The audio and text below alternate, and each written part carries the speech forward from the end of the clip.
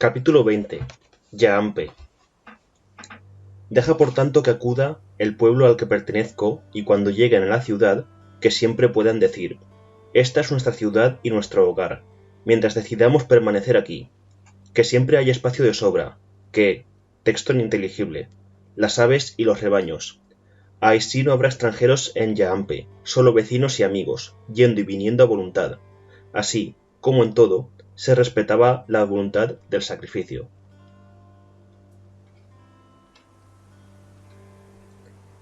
Esto es lo que leí hace años después, en un fragmento perteneciente a una arcilla sagrada chiurda, y así conseguí comprender Yaampe por fin.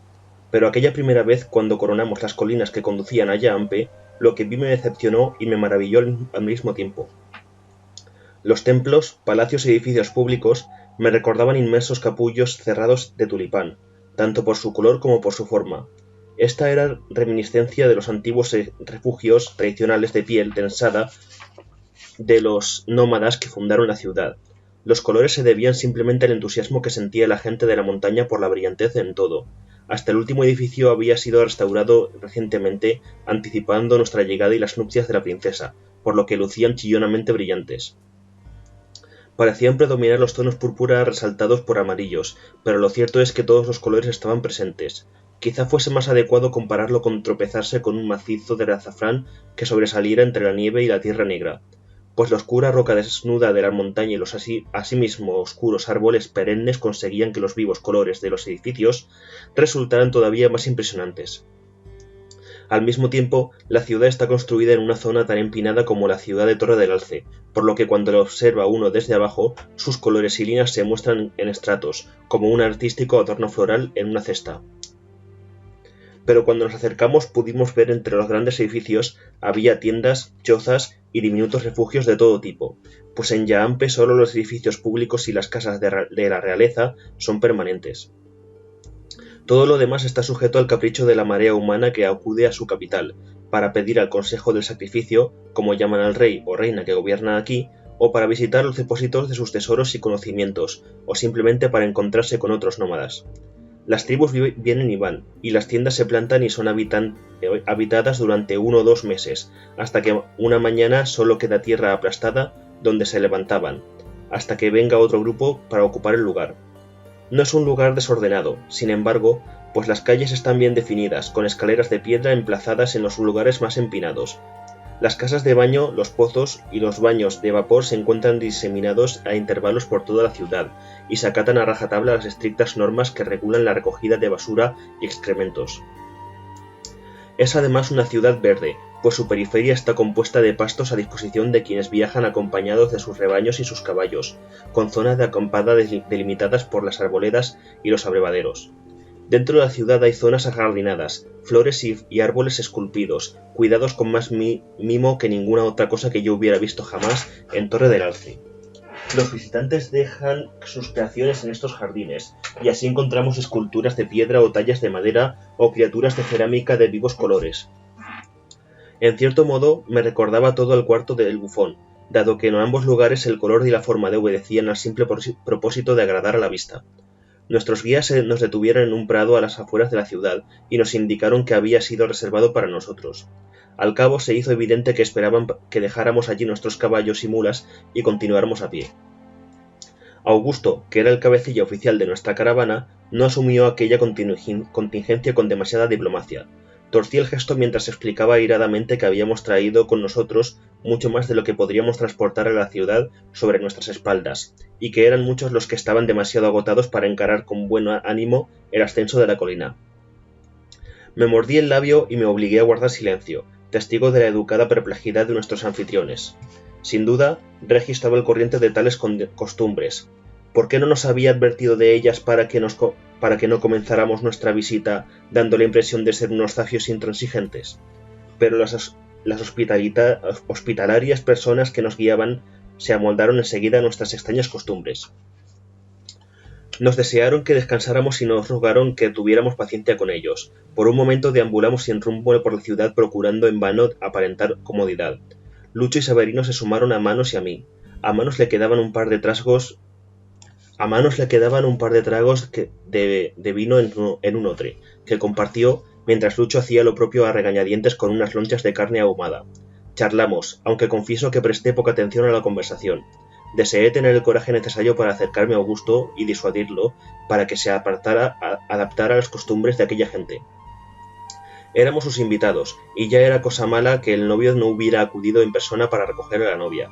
Vi de lejos cómo Augusto parlamentaba con varios señores veteranos que nos acompañaban, pero a juzgar por el movimiento de sus manos y cabezas, deduje que no hacían sino darle la razón.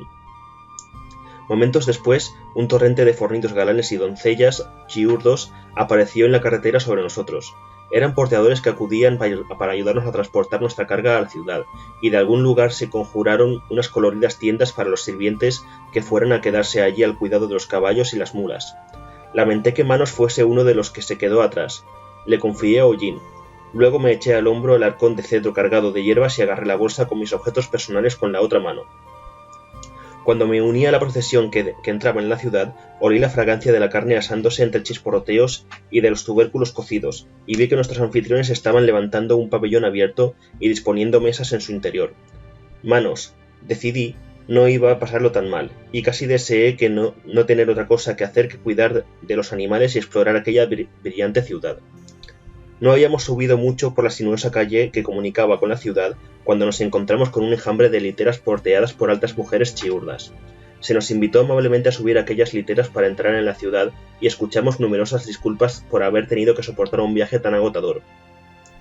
Augusto, Severino, los señores veteranos y casi todas las damas que componían nuestro séquito se mostraron encantados de aceptar aquella oferta, pero a mí se me antojaba humillante entrar a hombros en la ciudad.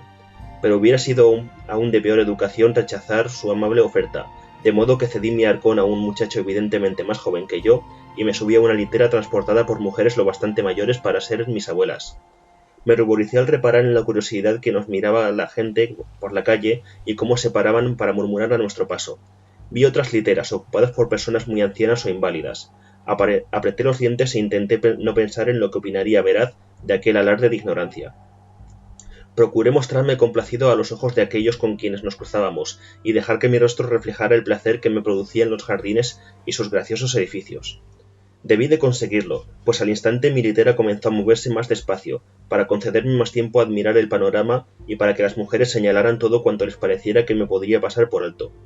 Me hablaban en chiurdo y las delitó el que yo poseyera una noción básica de su idioma. Chade me había enseñado lo poco que él sabía, pero no me había preparado para la musicalidad de aquella lengua, y pronto se me hizo evidente que la entonación de cada palabra era tan importante como su pronunciación.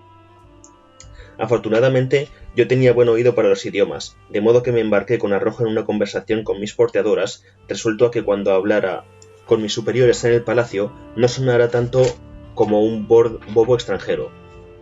Una de las mujeres se propuso comentar todo lo que veíamos. Yonki se llamaba, y cuando le dije que mi nombre era Traspié Hidalgo, musitó para sí varias veces como si quisiera grabárselo a fuego en la mente. Con gran dificultad convencí a mis porteadoras para que se detuvieran en cierta ocasión y me permitieran echar a pie a tierra para examinar un determinado jardín. No eran las flores brillantes lo que me atrajo, sino lo que parecía ser una especie de sauce que crecía en espirales y bucles en vez de recto, como los sauces a los que yo estaba acostumbrado. Acaricié la corteza flexible de una de sus ramas y tuve la certeza de que podría conseguir que creciera un esqueje, pero no me atrevía a cortarlo, por temor a que me consideraran un bárbaro. Una anciana se encorvó a mi lado, sonrió, y luego pasó la mano por la corona de un semillero de hierbas lleno de hojas diminutas. La fragancia que emanó de las hojas agitadas era asombrosa, y la mujer se rió al reparar en el alborozo que se reflejaba en mi semblante. Me hubiera gustado demorarme más tiempo, pero mis porteadoras enfatizaron con insistencia que debíamos apresurarnos para dar alcance a los demás antes de que llegaran al palacio. Intuí que iba a celebrarse una ceremonia de bienvenida oficial, a la que no debía faltar. Nuestra procesión enfiló una calle terraplenada, siempre hacia arriba, hasta que nuestras literas fueron aparcadas frente a un palacio que era un racimo de aquellas brillantes estructuras semejantes a flores. Los edificios principales eran de color púrpura rematados en blanco, lo que me recordó los altramuces silvestres y las alberjas de Torre del Alce. Me quedé de pie junto a mi litera, contemplando el palacio, pero cuando me volví hacia mis porteadoras para indicarles lo mucho que me agradaba, se habían ido. Reaparecieron instantes después, ataviadas de azul y azafrán, de rosa y melocotón. como las demás porteadoras, y se pasearon entre nosotros, ofreciéndonos palanganas de agua perfumada y suaves paños para que nos quitáramos el polvo y el cansancio de la cara y el cuello. Unos niños y muchachos vestidos con túnicas azules, ceñidas en la cintura, nos trajeron vino de bayas y pequeños pasteles de miel. Cuando todos los invitados nos hubiéramos aseado y hubimos degustado el vino y la miel, se nos indicó que lo siguiéramos al interior del palacio. Lo que vi allí me resultó tan extraño como el resto de Yaampe. Un enorme pilar central sujetaba la estructura principal, y al examinarlo más de cerca, vi que no era sino el inmenso tronco de un árbol, con los nudos de sus raíces aún visibles bajo las piedras que rodeaban su base. Los soportes de las paredes curvadas eran asimismo árboles, y días después descubriría que el palacio había tardado 100 años en crecer. Se habían elegido un árbol central, que habían despejado la zona, y luego se había plantado el círculo de árboles de apoyo, moldeados durante su crecimiento con cuerdas y guías para que todos ellos se combaran hacia el centro. En un momento determinado se habían podado las ramas menores y se habían imbricado las copas para formar una corona. Luego se habían creado las paredes, primero con una capa de tela muy fina, barnizada a continuación para endurecerla, y revestida con capas y capas de resistente paño de corteza. El paño de corteza se embadurnaba con una arcilla propia de la localidad y se recubría después con una brillante capa de pintura resinosa. Nunca llegué a averiguar si todos los edificios de la ciudad se habían construido siguiendo aquel laborioso proceso, pero el crecimiento del palacio había permitido a sus creadores dotarlo de una gracia viva que la piedra jamás conseguiría imitar. El inmenso interior estaba abierto, igual que el gran salón de Torre del Alce, y albergaba casi tantas chimeneas. Se habían dispuesto mesas y zonas evidentemente destinadas a cocinar, tejer, hilar y conservar, y al resto de las actividades necesarias para una gran vivienda. Los aposentos privados parecían consistir en simples alcobas con cortinas, o en cuartos como tiendas pequeñas que se apoyaban en la pared exterior. También había algunas cámaras elevadas a las que llegaba mediante una red de escaleras de madera abiertas, lo que me recordaba a unas tiendas que se hubieran izado sobre zancos. Los pilotes que sustentaban dichas cámaras eran troncos de árbol naturales. Me dio un vuelco el corazón cuando comprendí cuán poca intimidad ofrecía aquel entorno para la discreta tarea que se me había encomendado. Me condujeron rápidamente a una de las cámaras de la tienda. Dentro encontré mi halcón de cedro y la bolsa con mi ropa guardándome, así como más agua templada y perfumada y un plato de fruta. Me apresuré a cambiar mis polvorientas ropas de viaje por una túnica con brocados de manga abiertas y unas mallas verdes a juegos que la señora Premura había juzgado apropiadas. Me pregunté una vez más por el amenazador venado cosido en la túnica antes de apartar la idea de mi mente.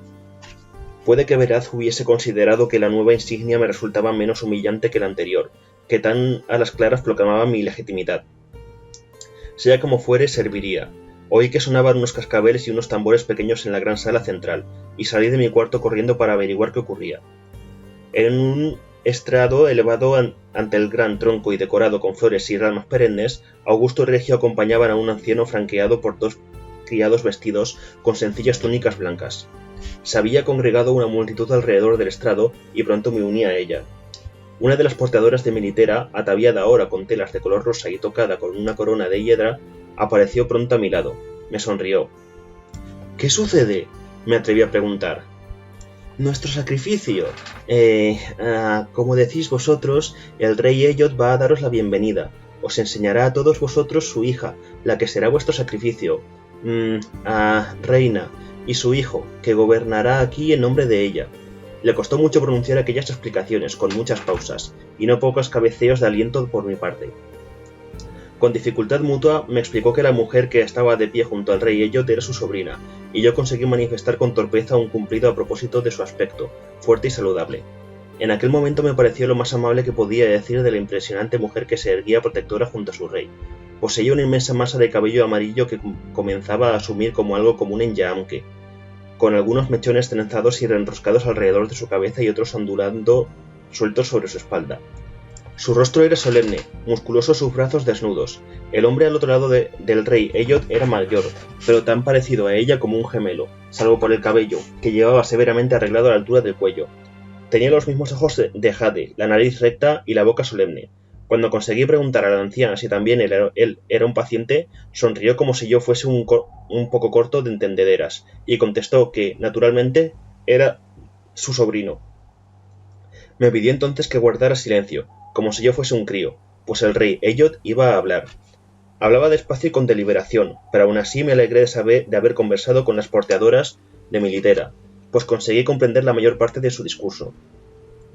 Nos saludó a todos oficialmente, incluido a Regio, pues dijo que antes le había dado la bienvenida solo como el emisario del rey Artimañas y ahora lo saludaba como el símbolo de la presencia del príncipe Veraz. Augusto participó de este recibimiento y ambos fueron agasajados con varios regalos, puñales enjollados, un preciado aceite aromático y ricas estolas de piel. Cuando éstas le rodearon los hombros, pensé disgustado que los dos parecían ahora más adornos que príncipes, pues en contraste con el sencillo atuendo del rey Eyot y sus ayudantes, Regio y Augusto estaban cargados de pulseras y anillos, y sus ropas eran de telas opulentas cortadas sin pensar en su comodidad ni utilidad. Para mí, ambos parecían presumidos y vanidosos, pero esperaba que nuestros anfitriones consideraran su estrafalario aspecto como parte de nuestras bárbaras costumbres. A continuación, para mi desilusión personal, el rey hizo llamar a su ayudante masculino y lo presentó a la asamblea como el príncipe Rusrik. La mujer era evidentemente la princesa Ketriken, la prometida de Braz. Al fin comprendí que quienes habían transportado nuestras literas y nos habían recibido con vino y pasteles no eran las criadas, sino las mujeres de la casa real, las abuelas, tías y primas de la prometida de Veraz, cumpliendo la tradición de Yaampe de servir a su pueblo. Me encogí al pensar que me había dirigido a ellas con tanta familiaridad y desparpajo, y volví a maldecir mentalmente a Regio por no haberse preocupado de avisarnos de aquellas costumbres y así de detallar minuciosamente la larga lista de joyas y ropas que quería que le lleváramos. La anciana que tenía a mi lado entonces era la hermana del rey. Creo que debió de percatarse de mi confusión, pues me dio una palmadita en el hombro y me sonrió cuando me ruboricé, mientras intentaba farfullar una disculpa. «No has hecho nada malo de lo que debas avergonzarte», me informó, y luego me rogó que no la llamara Milady, sino Yonki. Vi cómo Augusto presentaba a la princesa de las joyas que había seleccionado Veraz. Había una red de finas cadenas de plata incrustada de gemas rojas para recoger el cabello, y un collar de plata incrustado de piedras rojas aún más grandes. Había un aro de plata, forjado con forma de viña, cuajado de llaves tintineantes que Augusto explicó que eran las llaves de su casa para cuando llegara a Torre del Alce, y 8 anillos de plata sencillos para sus manos. Ketriken permaneció inmóvil mientras Regio las cargaba de joyas. Pensé que la plata y las piedras rojas le habrían quedado mejor a una mujer más morena, pero el infantil alborozo de la princesa se reflejaba sin ambajes en su sonrisa, y a mi alrededor la gente cuchicheaba y murmuraba con aprobación al ver a su princesa tan ricamente engalanada. Quizá, pensé, lleguen a gustarle nuestros colores y adornos extranjeros.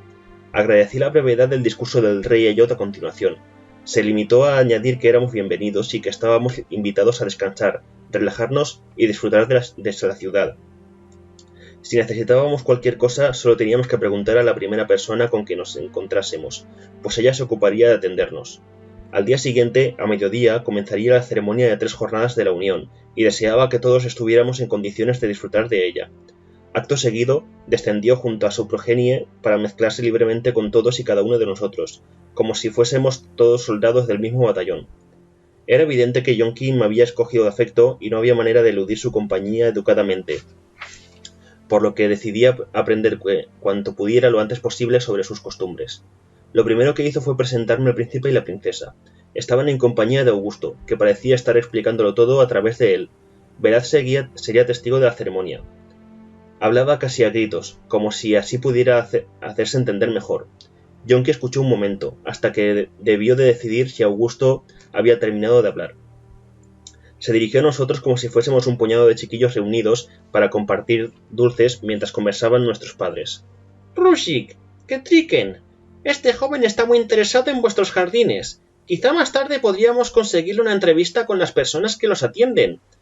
Pareció dirigirse especialmente a Ketriken, cuando añadió: «Se llama Traspié Hidalgo». Augusto frunció el ceño de repente, y lo corrigió: «Traspié, el bastardo». Ketriken pareció mostrarse consternada por ese mote, pero el amable semblante de Rusrik se ensombreció. Con delicadeza se giró hacia mí, apartando con el hombro a Augusto. Aquel gesto no necesitaba explicación en ningún idioma. «Sí», dijo, cambiando al chirurdo y mirándome fijamente a los ojos. «Tu padre me habló de ti la última vez que lo vi. Me apeno saber de su muerte». Hizo mucho por preparar el camino para la forja de este enlace entre nuestros pueblos. ¿Conocías a mi padre? Pregunté como un idiota. Me sonrió.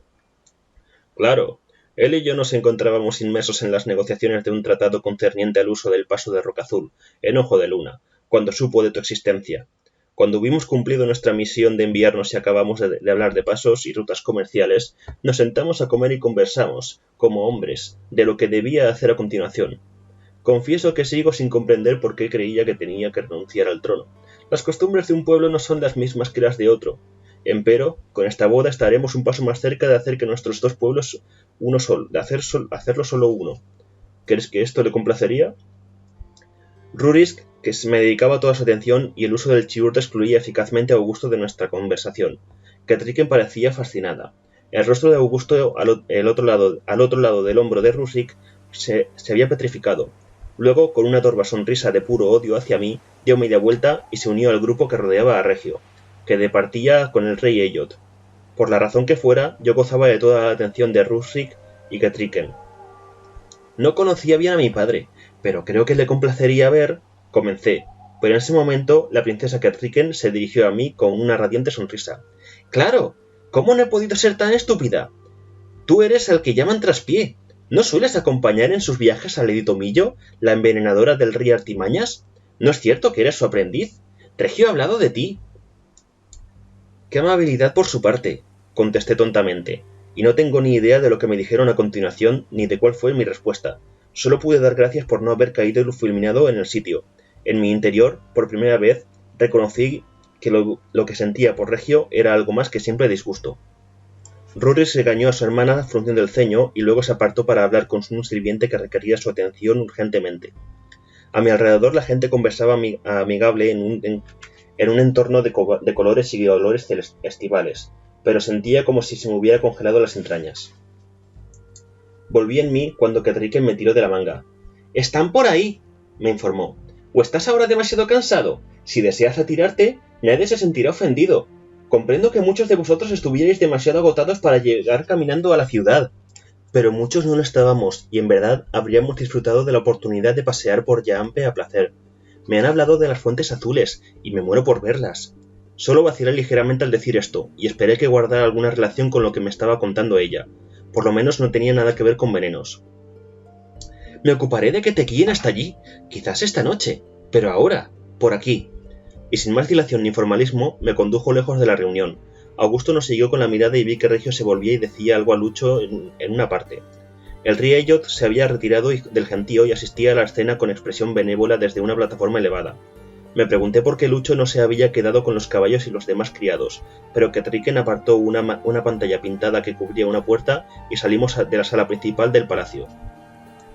Estábamos en la calle, de hecho, paseando por un sendero empedrado bajo una arcada de árboles. Había sauces, y sus ramas vivas se habían entrelazado e imbricado sobre nuestras cabezas para formar una pantalla verde que rechazaba los rigores del sol de mediodía. «También impiden que la lluvia moje el camino, casi toda, al menos», añadió Catriken al percatarse de mi interés. «Este sendero conduce a los jardines de sombra. Son mis favoritos, aunque quizá tú preferirías visitar primero el herbario». «Me encantará ver todos y cada uno de los jardines, milady», respondí, y al menos eso era verdad. En el exterior, lejos de la muchedumbre, tendríamos oportunidades de poner en orden mis ideas y sopesar qué hacer en mi inestable posición. Se me ocurrió tarde que el príncipe Rurisk no mostraba indicios de las heridas y enfermedades de las que había informado Regio. Tenía que abstraerme de la situación y volver a evaluarla. Allí había mucho más en juego de lo que había anticipado. Hice un esfuerzo por dejar de pensar en mis dilemas y concentrarme en lo que decía la princesa. Pronunciaba nítidamente y encontré su conversación mucho más fácil de seguir, lejos de la cháchara de fondo del gran salón. Parecía saber muchas cosas acerca de los jardines, y me dio a entender que no se trataba de una afición, sino de un conocimiento que se esperaba de ella como princesa. Mientras paseábamos y conversábamos, hube de recordarme constantemente que era una princesa, la prometida de Veraz.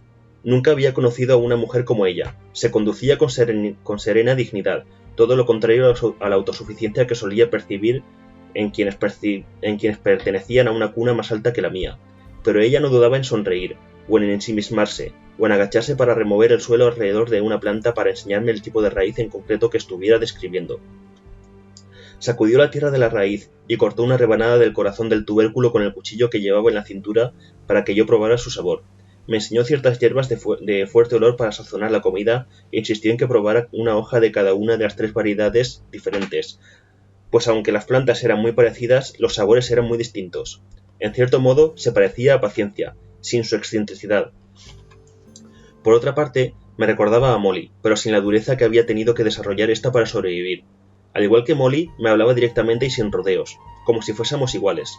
Pensé que Veraz se encontraría a esta mujer más de su agrado de lo que él mismo se imaginaba. Sin embargo, otra parte de mí se preocupaba por lo que pensaría Veraz de su esposa. No era ningún galán, pero su gusto por las mujeres era evidente para cualquiera que hubiese pasado algún tiempo a su lado. Aquellas a las que prodigaba sonrisas solían ser pequeñas, redondas y morenas, a menudo con el pelo rizado, risa infantil y manos menudas y suaves. ¿Qué opinaría de esta mujer alta y pálida que se vestía con la discreción de una criada y declaraba que disfrutaba cuidando de sus jardines? Mientras proseguíamos nuestro paseo, descubrí que podía hablar de cetrería y de la cría de caballos con la misma familiaridad que cualquier encargado de los establos.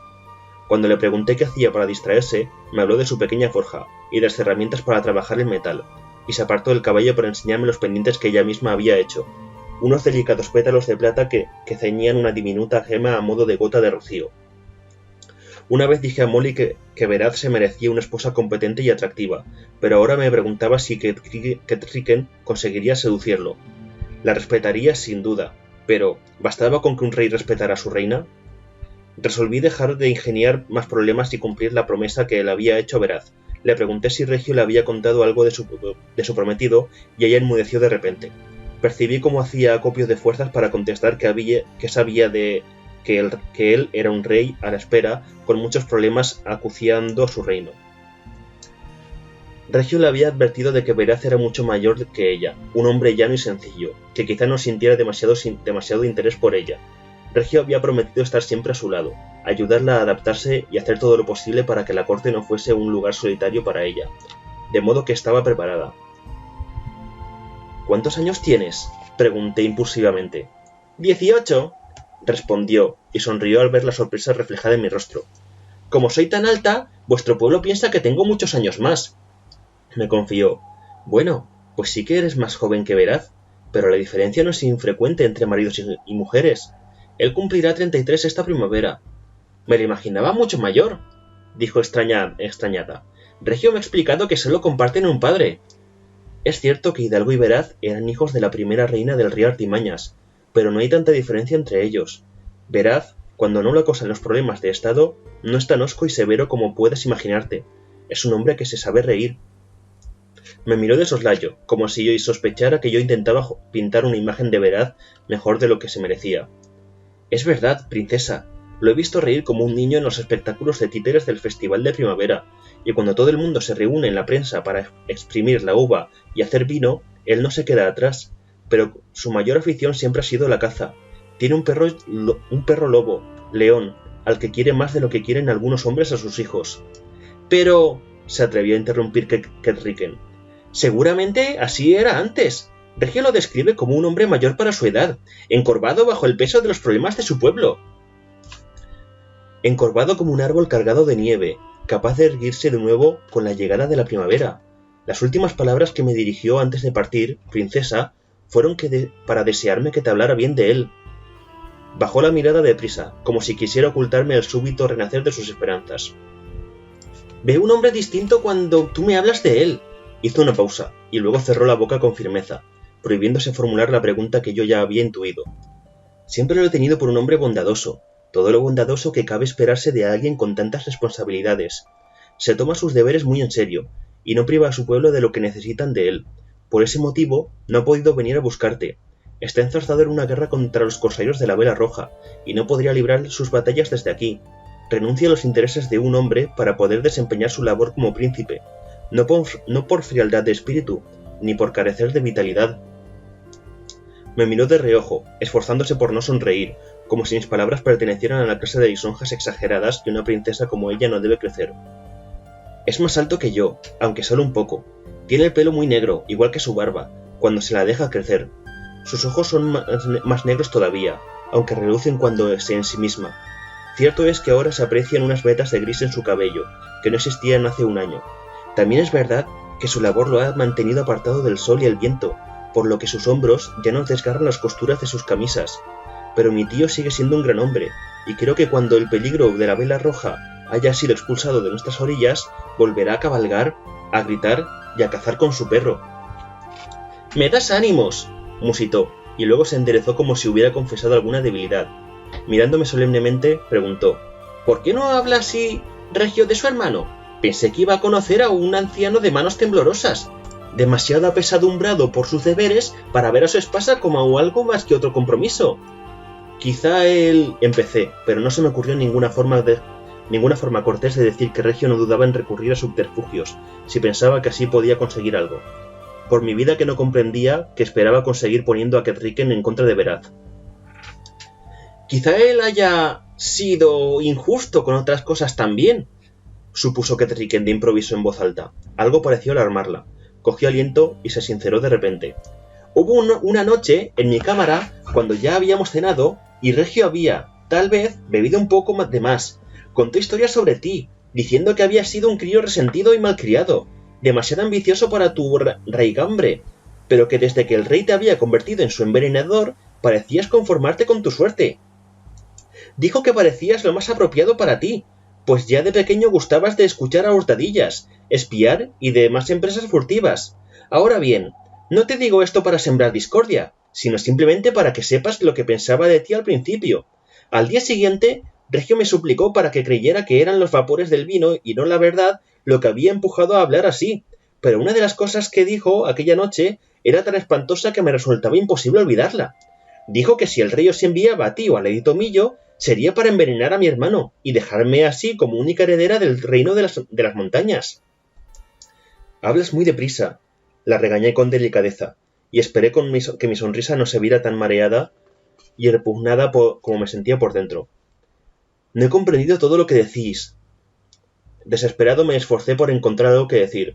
Por muy avezado mentiroso que fuese, me resultaba incómodo aquel enfrentamiento. «Perdona, pero ahora está viendo este idioma casi como un nativo, casi como si lo recordaras en vez de estar aprendiéndolo desde cero. Iré más despacio.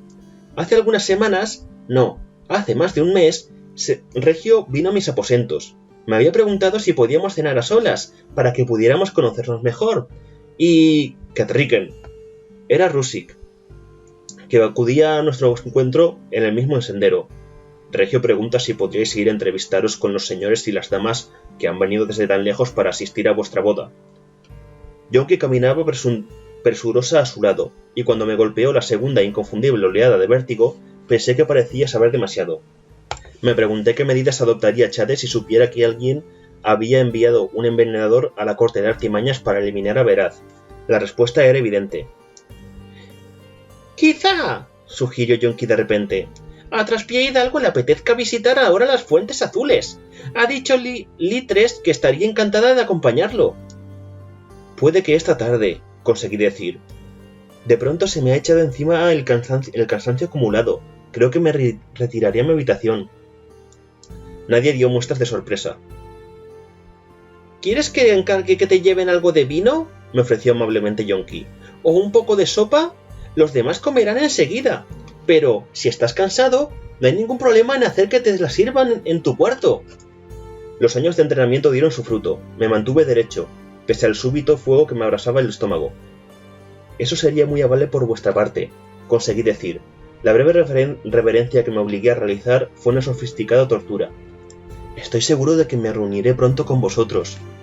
Me disculpé, y no corrí, ni caí hecho un ovillo entre sollozos como me apetecía. Caminé, deleitándome visiblemente a la vista de las plantas del jardín hasta cruzar de nuevo la puerta del gran salón. Los tres me vieron partir, hablando en voz baja de lo que todos sabíamos. Me quedaba un último recurso y la pequeña esperanza de que diera resultado. Una vez en mi estancia, busqué la purga marina que me había dado el bufón. Me pregunté cuánto tiempo habría transcurrido desde que ingiriera los pastelillos de miel. Ese era el método que habría empleado yo. Resignado a mi sino, decidí que tendría que fiarme de la jarra de agua que había en mi cuarto. Una vocecilla en mi interior me decía que era una temeridad, pero cuando una oleada tras otra de vértigo se apoderó de mí, me sentí incapaz de hilvanar más pensamientos. Con manos temblorosas desleí la purga marina en el agua. La hierba seca absorbía el agua y se convirtió en una pegajosa pasta verdosa, que conseguí tragar con dificultad. Sabía que eso me vaciaría el estómago y el intestino. La única pregunta era, ¿sería lo bastante rápido o se habría propagado demasiado el veneno chiurdo por mi interior? Pasé una tarde horrible de la que no abundaré. Nadie vino a mi cuarto a traerme vino ni sopa. En los momentos de lucidez decidí que no acudirían hasta asegurarse de que el veneno habría surtido efecto. Por la mañana supuse. Enviarían un sirviente a despertarme, y éste me hallaría muerto. Tenía hasta la mañana. Pasaba la medianoche cuando conseguí ponerme de pie. Abandoné mi habitación con todo el sigilo que me permitían mis trémulas piernas y salí al jardín. Encontré una cisterna de agua donde bebí hasta pensar que iba a estallar. Me adentré en el jardín, caminando despacio y con cuidado, pues me sentía tan dolorido como si me hubieran apaleado, y a cada paso me propinaban lanzazos en la cabeza. Al cabo tropecé con un huerto de árboles frutales graciosamente alineados frente a una pared, y como esperaba, estaban cargados de fruta madura. Me serví y llené mi jubón. Ocultaría esa fruta en mi cuarto, a fin de tener algo que comer con garantías. En algún momento del día siguiente me excusaría para bajar a ver a Hollín. En las alforjas guardaba todavía carne seca y pan duro. Esperaba que con aquello pudiera subsistir durante toda la visita. Mientras regresaba a mi habitación, me pregunté qué sería lo próximo que intentaran al ver que el veneno no había dado resultado.